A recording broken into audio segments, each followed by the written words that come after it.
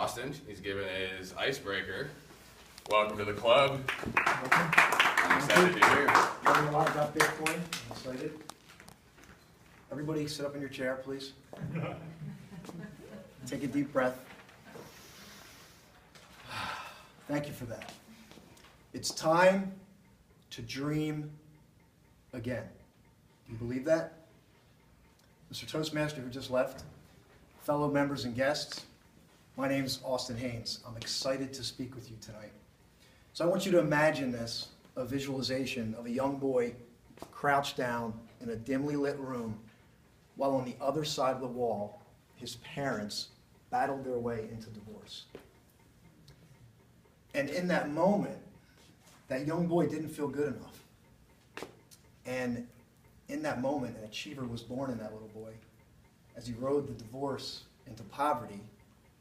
But more importantly, or more drastically, I should say, that the dreamer in that boy was completely locked up, handcuffed.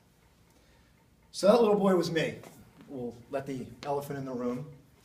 And when my parents got divorced, I didn't feel good enough.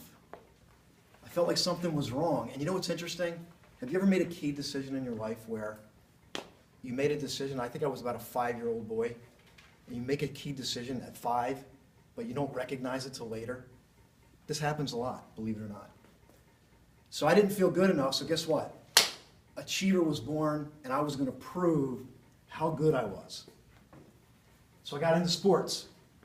Anybody ever heard of soccer? Right, the World Cup's going on right now. So I got into soccer. I got into basketball. And I started to do really well. And I loved it. And I was like practicing all the time. But you know what happened? Just when I started to get good, it was like I ran into the ceiling.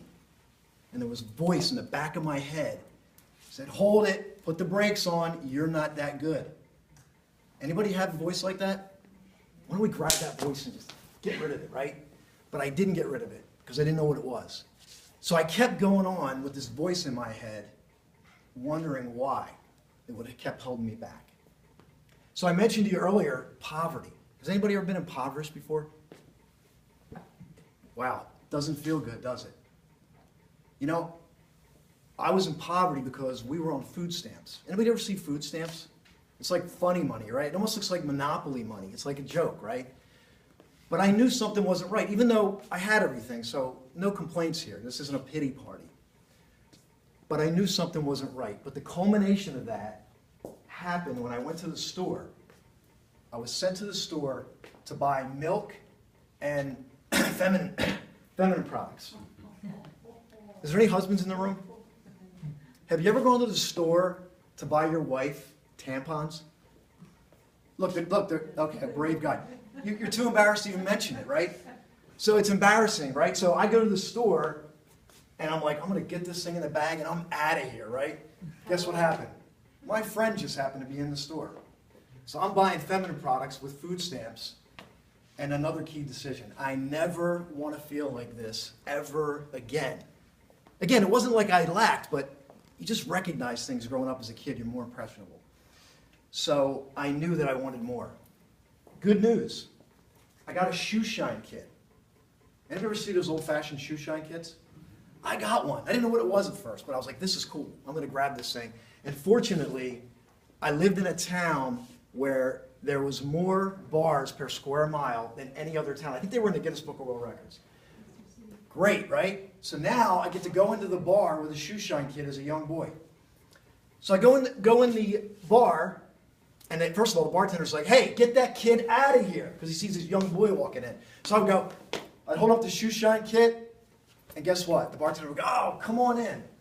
So I would go around the bar, and I'd grab my cloth, and I'd shine up the shoes, work real hard, you know. No idea what I'm getting paid for, didn't care. I'm shining the shoes up, working real hard, making sure them things are spit shine, they look great. And then the guy would say, what do I owe you? And I'd say, whatever you want to give me, sir. He'd give me $1, I didn't care. You know what? I was making money. And it felt good. Felt good. So you know what I did? I took that industriousness into my adulthood. And guess what? I still wanted to prove myself. So guess what I did? I got into sales, right? What a great field to get into if you want to prove yourself. Because guess what? They want you to prove yourself every day, every month, every quarter, every year. What have you done for me lately? Great. So I'm going to go out and I'm going to prove myself. I'm going to show them I'm good, right? So guess what? That happened. I became successful.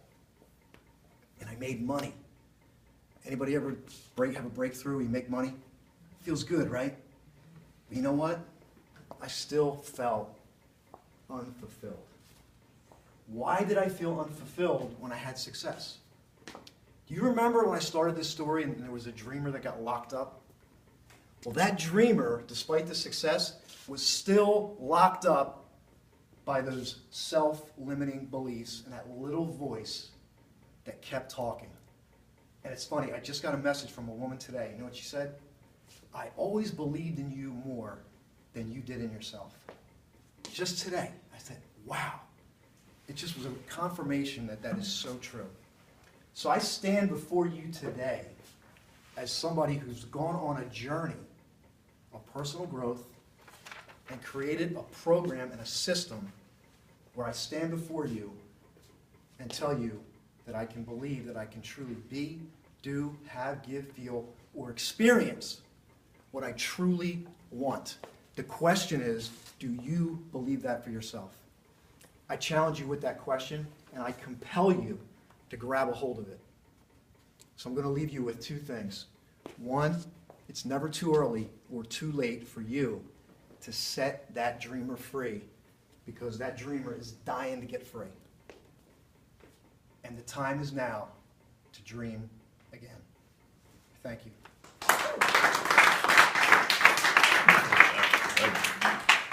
Very inspiring. Nice icebreaker. Congratulations.